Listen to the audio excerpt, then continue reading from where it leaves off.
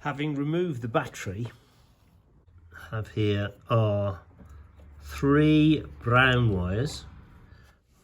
There was also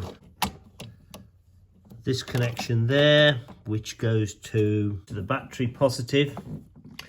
This one attached to the battery positive feeds straight down there to the starter motor.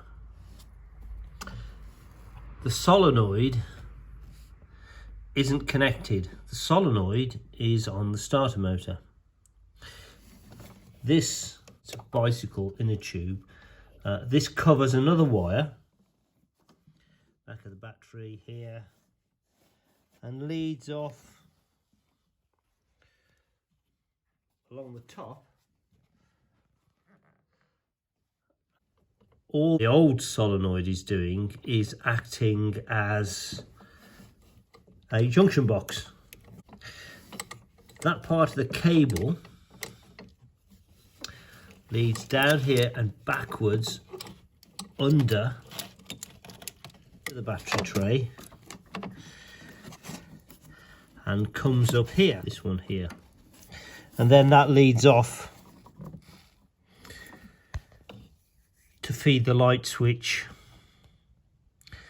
and other switches, which I'll look at the wiring diagram in a second. Looking at the circuit diagram, you've got 4 brown wires that come off the solenoid. This brown wire goes down here, breaks off and goes on down to feed via a fuse the hazard flashers. It continues off and then breaks off here via a fuse to feed the door locks and the door solenoid rather. Then continues on and then via a fuse feeds the battery charge plug, which is on the dash on the left hand side in the passenger compartment. Continues on via a fuse to feed the relay that feeds the fuel lid switch and fuel lid solenoid.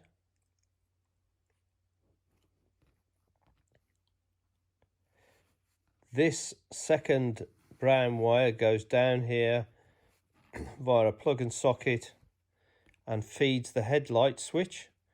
None of this is fused. This third wire goes off here to feed the ignition switch. And again, that's not fused. The fourth brown wire goes off via a plug and socket in that corner by the brake fluid reservoir, and that goes off to the alternator, and that's the thick brown wire that changes to a brown and white wire at that socket before it gets to the alternator. You also have obviously here a big red wire leading to the positive terminal on the battery from the starter solenoid. My starter solenoid only acts as a junction box because the starter motor I have has a inbuilt solenoid, and that's fed through the actions of a previous owner differently. What I don't know, and I need to investigate further, what I don't know is what's happening with these 2 wires. On my car, they are both disconnected. That's the white and red, small white and red wire, and the thin white and yellow wire. I guess, as that's the starter relay, the white and red wire, and the fact that that's connected to earth, the white and red wire would be the low amperage switching mechanism that kicks in the main feed to the starter motor. So that's been disconnected. What I think would have happened is that when the solenoid kicked in, there would be a 12-volt supply going via this white and yellow wire direct to the ignition coil. So it would get 12 volts on startup. Then, when the ignition key goes back to its normal position and the car's started, this wire would be disconnected, and the supply would then have come via the ballast resistor and would only be whatever it is, 10 something volts to the ignition coil. Because both of these wires in my car are disconnected, and although it starts fine, I have no idea at present how the ignition coil is getting its feeds. But that's something I'm going to have to investigate. There is no need in my mind for these brown wires to be here at all, given that I now have a separate junction box here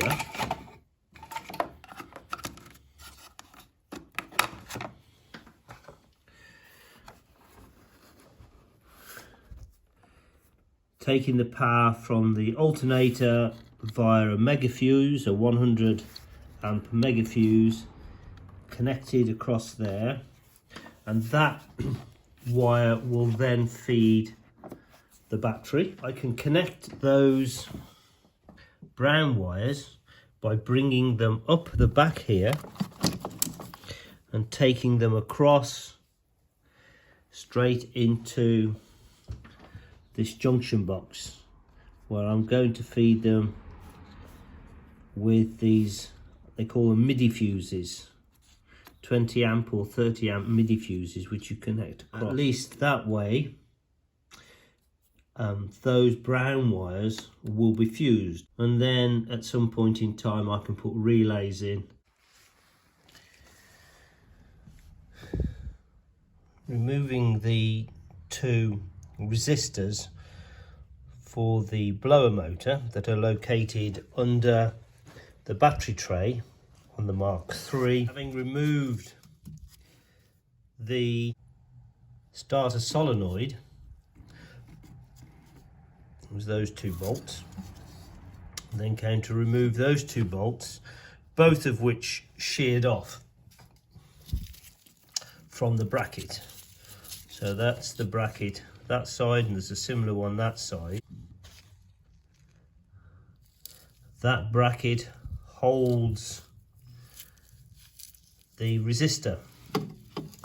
There's one bracket there, one bracket that way, pointing inwards, and the resistor, which you can see just down there at the moment, the two of them, that has this hole through it,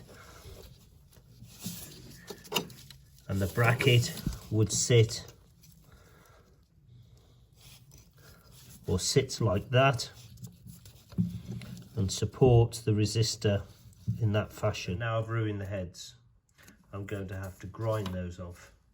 Having removed those brackets, I was then able to continue with the plan of bringing all this wiring up away from the exhaust and manifold,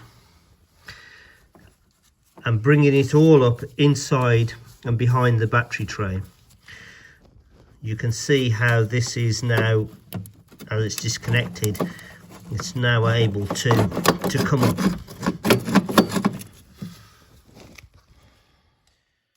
The whole of that part of the harness is now exposed.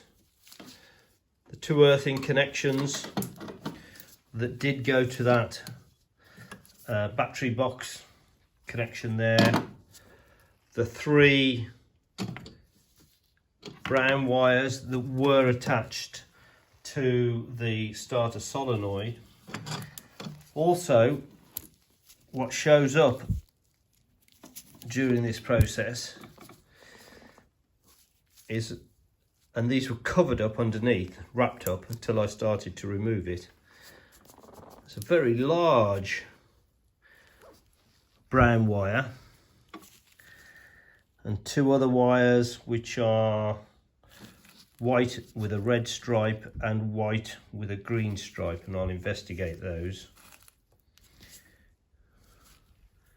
And that certainly looks as if it's burnt off at some stage.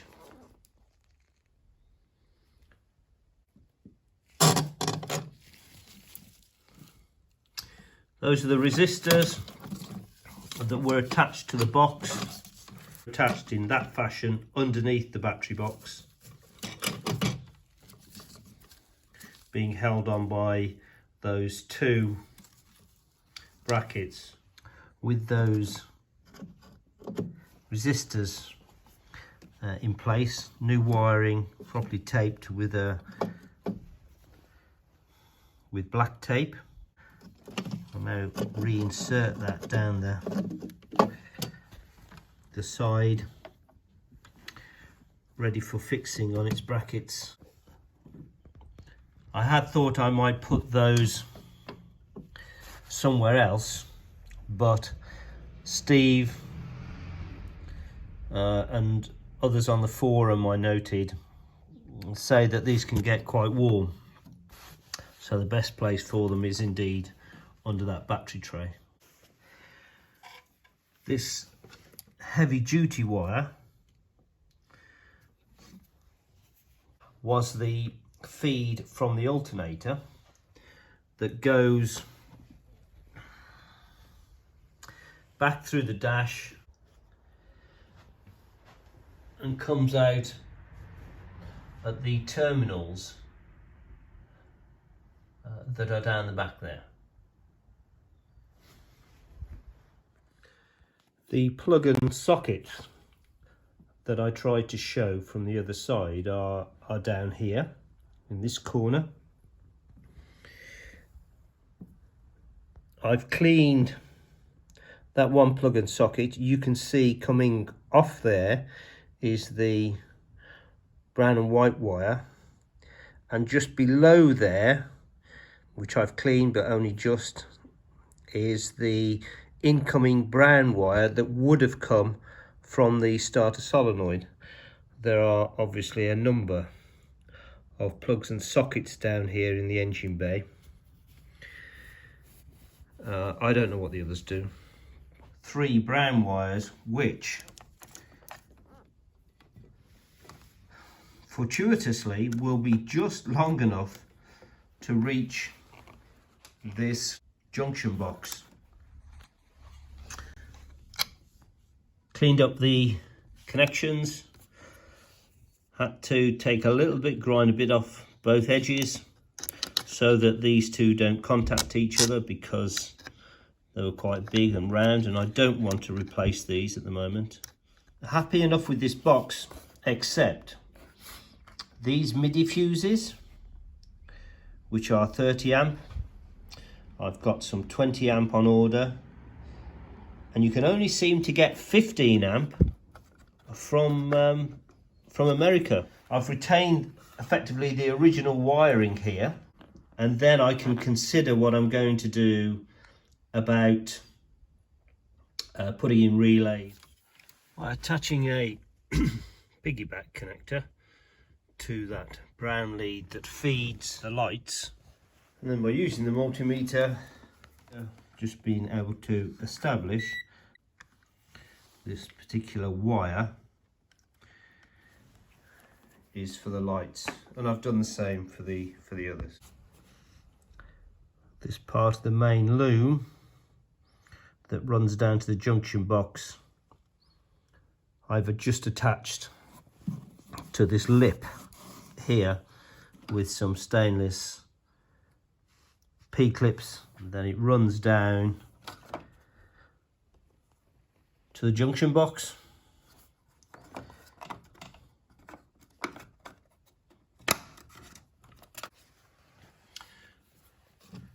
this bolt here, which was being used as an earthing bolt, I'm going to relocate just because I think it gets in the way and I don't want any more wires over here than necessary close to the exhaust manifold. Just here is an earthing point which takes an earthing strap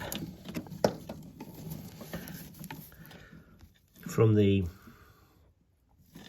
windscreen wiper motor and another earthing point, although I'm not sure what it serves. The earthing strap at this end, where it attaches to the windscreen wiper motor, isn't particularly well earthed. Through trial and error, I've discovered that at the back that bolt is a 1/4 inch. Cleaned up those connections and I'm now replacing that self tapper with a stainless steel one. As far as the connection junction box is concerned,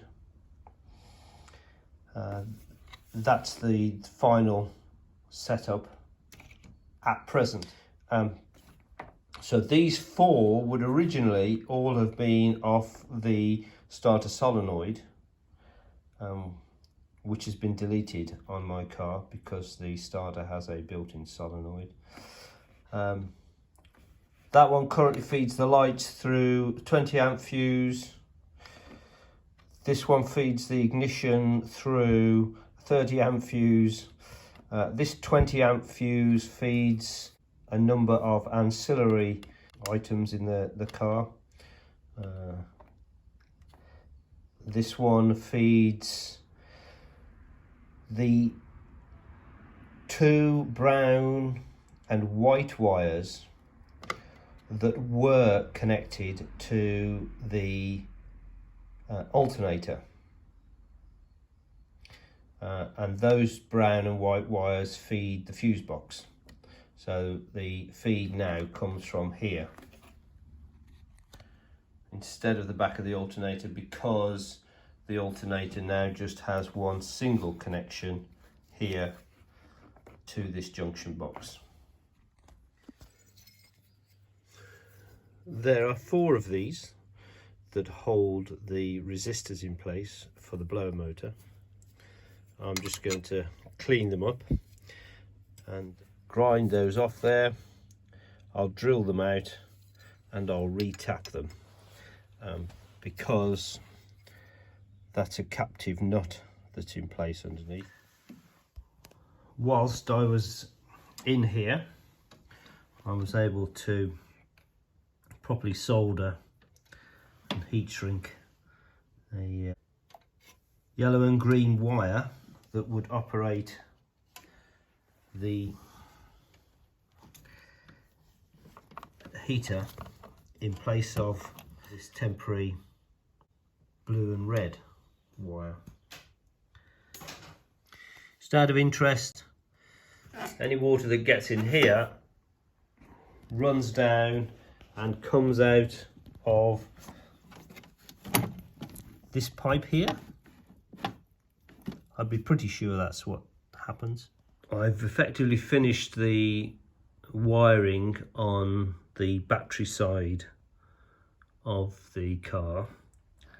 I've brought all the wires from here that used to attach to the solenoid, and I've brought everything up to behind the battery going here, behind the battery. That leads to the resistors to the blower motor, which are below the battery box. This one leads to the windscreen wiper motor. That's to earth.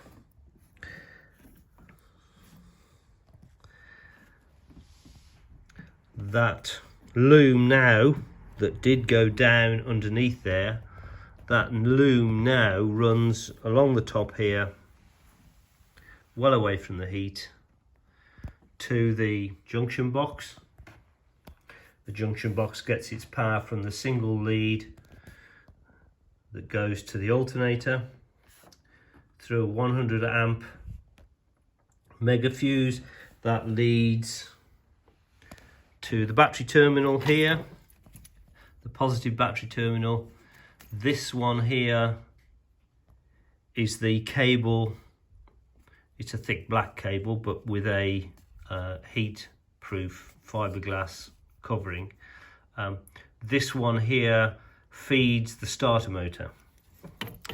The starter motor itself is kicked into operation through the solenoid that's part of the starter motor, and that's been something somebody else has put in, and it's this part of the tubing here.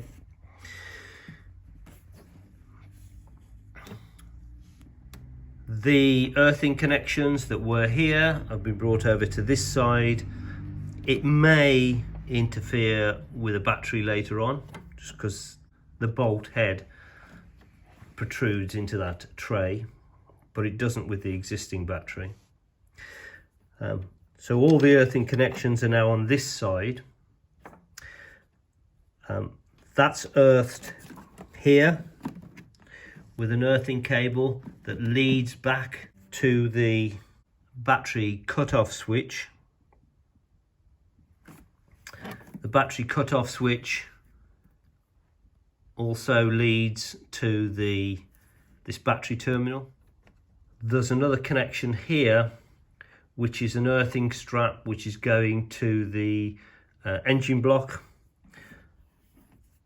That runs alongside here and ends up at the engine block here. So for the moment, I'm happy that it's all away from the, as far as possible, all away from the exhaust and exhaust manifold, and it now provides reasonable access here without the solenoid that might help getting to the spark plugs, but I'll see on that one.